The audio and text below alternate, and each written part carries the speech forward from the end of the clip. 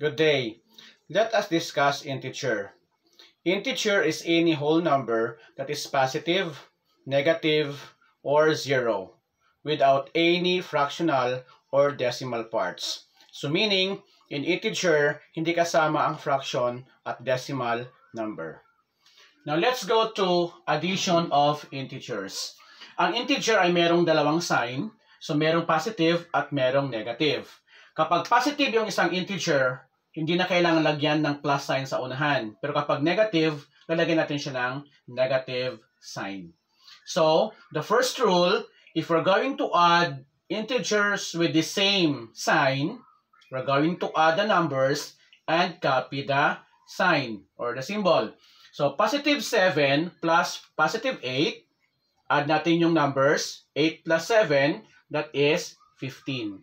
And copy the sign. Since positive siya, pwede nating lagyan ng plus sa unahan or pwede ring wala. Understood na yan na positive kapag walang sign sa unahan. Then for number 2, negative 6 plus negative 5. So parehong negative. Add the numbers 6 plus 5, that is 11. And copy the sign, that is negative. Number 3, negative 15 plus 8. So magkaiba ang kanilang sign. Yung isa ay positive, isa ay negative. Kapag hindi pareho ang sign niya, subtract the numbers. So 15 minus 8, that is 7. And copy the sign of the higher number. Since mataas ang 15 at ang sign niya ay negative, negative yung ating ilalagay sa answer natin. For number 4, 20 plus negative 4. So magkaiba ulit ang sign.